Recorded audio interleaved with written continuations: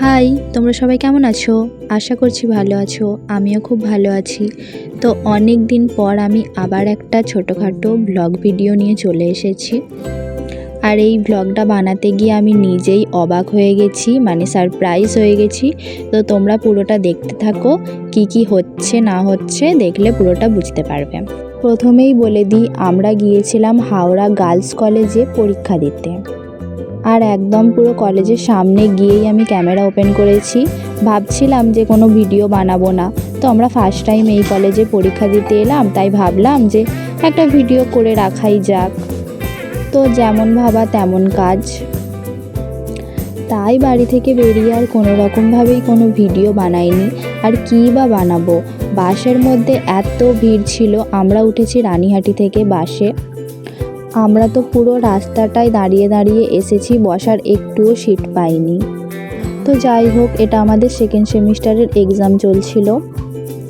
আর এই যে ভিডিওর মেন পার্ট, এখান থেকে আমিও অবাক হয়ে দেখি আর তোমরাও অবাক হয়ে দেখো। তার কারণ এটা আমি করিনি এই ভিডিওটা, আর যে করেছে সে হচ্ছে আমার একটা বন্ধু। কারণ এই টাইমে আমরা দিচ্ছিলাম এক্সাম আর এরা কিন্তু এসেছিল ঘুরতে। আর হ্যাঁ, আমাদের সাথে কে কে এসেছিল সেটাও একটু বলে দিই। মেনলি আমাদের 3 জনের এক্সাম ছিল। আর এইটা যেহেতু আমাদের ফার্স্ট টাইম এখানে আসা, তো আমরা তেমনভাবেই কেউ রাস্তা চিনতাম না।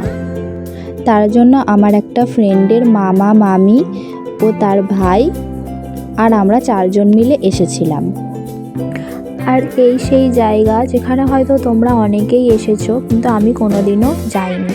সেখানেই এরা কিন্তু ঘুরতে গিয়েছিল। আমি কিন্তু বহুবার এই জায়গাটা ভিডিওর মধ্যে দেখেছিলাম, কিন্তু কোনোদিনও যাইনি। আর আমাদের 3 জনের ব্যাগগুলো আর ফোনগুলো কিন্তু এই বন্ধুটার কাছেই রাখা ছিল। আর ওরা যেহেতু ঘুরতে গিয়েছিল, আর আমার ফোন থেকেই এই ভিডিওটা ও বানিয়ে নিয়ে এসেছিল। আর তোমাদের মধ্যে কে কে এই জায়গাটায় গিয়েছো তারা একটু কমেন্ট করে জানিয়ে দেবে। আমার তো পার্সোনালি খুবই পছন্দ হয়েছে জায়গাটা, এতটা সুন্দর। ভিডিওর মধ্যে সামনে থেকে না কতই না সুন্দর হবে।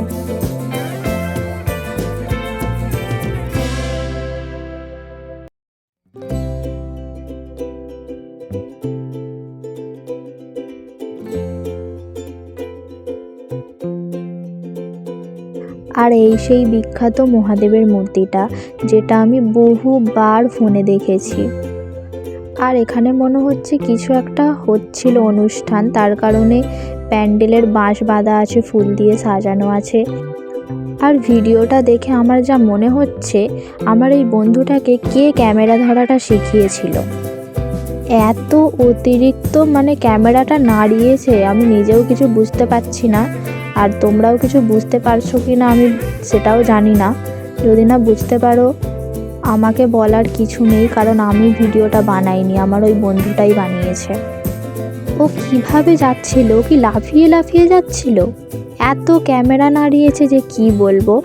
তো যাই হোক, জোকস অ্যাপার্ট, এই যে দেখো মন্দিরের ভিতরটা কি দারুণ, শিব ঠাকুরটা। মানে ভিডিওর মধ্যে দেখেই আমার মনটা শান্তি হয়ে যাচ্ছে। না জানি জায়গাটাতে গেলে কতটা শান্তি পেতাম। আমি কিন্তু সিরিয়াসলি ভাবছিলাম যে ভিডিওটা তো বানাচ্ছি, কিন্তু কি এমন দেখাবো? নর্মাল কলেজে আসছি আর বাড়ি যাচ্ছি, এটাই দেখাবো? তো মাঝখান থেকে কিন্তু এই বন্ধুটা এখানে ঘুরতে এলো আর ভিডিওটাও বানিয়ে নিল। তাই ভাবলাম যে ঠিক আছে, আমি একা কেন দেখবো, তোমাদেরকেও দেখাই। আর জায়গাটা কার কার পছন্দ হচ্ছে বা হয়েছে আমাকে কিন্তু অবশ্যই কমেন্টে জানাবে। আর এই জায়গাটা পছন্দ হবে না এমন কোনো মানুষ নেই, কারণ কোন মানুষ মন্দির দেখতে পছন্দ করে না? সবাই মন্দির দেখতে পছন্দ করে। আর হ্যাঁ, এখানে কিভাবে আসতে হবে না হবে কিছুই কিন্তু আমি বলতে পারছি না, কারণ আমি যাইনি। আর ওখানে রাস্তাঘাট আমি চিনিও না। আর যে গিয়েছিল সে এমনভাবেই বুঝিয়েছে আমাকে, আমি নিজেই কিছু বুঝতে পারিনি।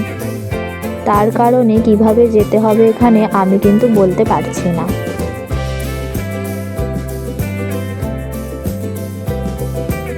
আমরা যখন এক্সাম দিয়ে বেরোলাম, তখন এই বন্ধুটা আমাদেরকে সব এক এক করে ফটোগুলো ভিডিওগুলো দেখাতে থাকছিল। আমাদের দেখে একটু মনটা খারাপ হলো, যে এতটা সুন্দর একটা জায়গা সেখানে আমরাই যেতে পারলাম না। তোমরা শুধু দেখো প্রত্যেকটা মন্দিরই কতটা সুন্দর, মানে মুখে বলে বোঝাতে পারছি না আমি।